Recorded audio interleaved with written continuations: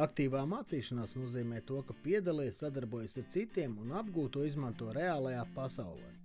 Tas prasa garīgu piepūli, bet ļauj labāk iegaumēt un izprast materiālu, lai var zināšanas piemērot citās situācijās. Lai saprastu, kāpēc aktīvā mācīšanās ir tik efektīva, jāzina, ka brīdī, kad smadzenes nolēma kaut ko atcerēties, tās uzdod divus svarīgus jautājumus. Vai es to saprotu, vai man tas jāzina? Kad tu jautā, vai es to saprotu, smadzenes jauno informāciju allaž liek uz pastāvošu zināšanu pamata. Ja pamata trūkst, smadzenes nezina, ko ar to iesākt un atmet to kā nederīgu. Citiem vārdiem sakot, lai saglabātu jaunu informāciju, smadzenēm jāveido neironu savienojumu pamati, pie kuriem tai pieķerties. Tāpēc aktīvā mācīšanās prasa lielāku piepūli, bet arī palīdz labāk iemācīties. Kad sev jautāja, vai man tas jāzina, smadzenes šķiro materiālu, ko uzskata par atcerēšanās vērtu un to, ko var aizmirst. Ja maz ticams, ka jaunā informācija tiks izmantota, smadzenes ir gudrs un aizmirst to. Ja smadzenes uzskata, ka informācija noderēs, piemēram, lai uzlabotu tavu sociālo statusu, tā tiek noglabāta ilgtermiņa atmiņā. Lai tā tur saglabātos un būtu viegli pieejama, tā periodiski jāizmanto.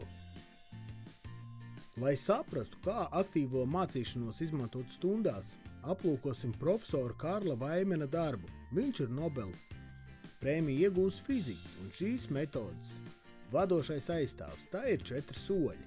Pirmais solis pirms nodarbības studenti izlasa par stundas pamatprincipiem, lai gūtu priekšstatu par terminiem un tēmu. Nodarbību profesors Vaimens sāk ar īsu ievadu un uzdod jautājumus, uz kuriem meklēt atbildes.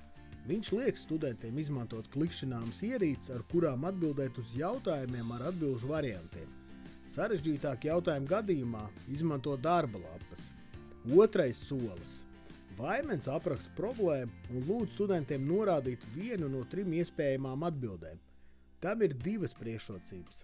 Pirmkārt, pasniedzējs saprot, cik daudz studenti jau izpratuši tēmu, un otrkārt, studenti koncentrējas uz jautājumu. Viņi grib zināt, vai atbildēja pareizi. Svarīgi, lai jautājums būtu pietiekami sarežģīts, tomēr arī interesants. Tas prasa nepilnas 5 minūtes. Trešais solis. Studentiem pareiza atbilde netiek atklāta, tiek sekots Ērika Mazura vienaudžu instrukcijas metodei, kurā iekļauti jautājumi, vienaudžu diskusijas, balsošana un grupu diskusijas, un studenti apspriež jautājumu un savu atbildi ar 1 vai 2 kursabiedriem.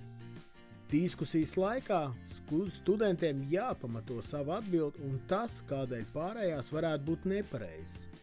Tikmēr pasniedzējs apsteigā klasi, klausās un novērtē studentu domu gājienu.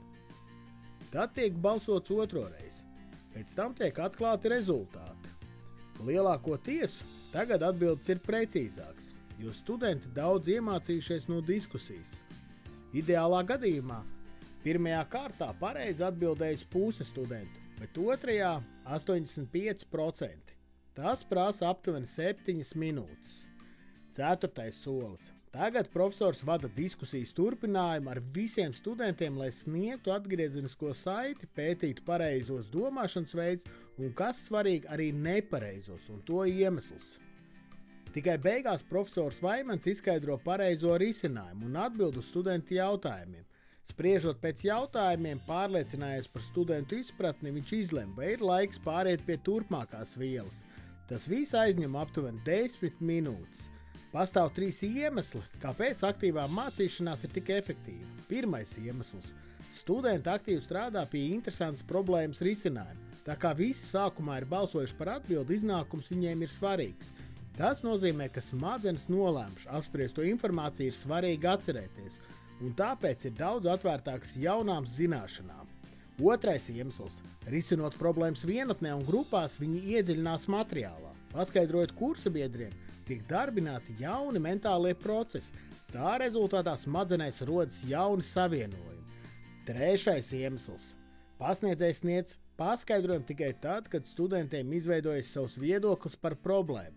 Tagad paskaidrojums šķiet loģiskāks, jo smadzenes saist jaunu informāciju ar visām tikko veidotajām domām. Pareizajām atbildēm ir stabili pamati.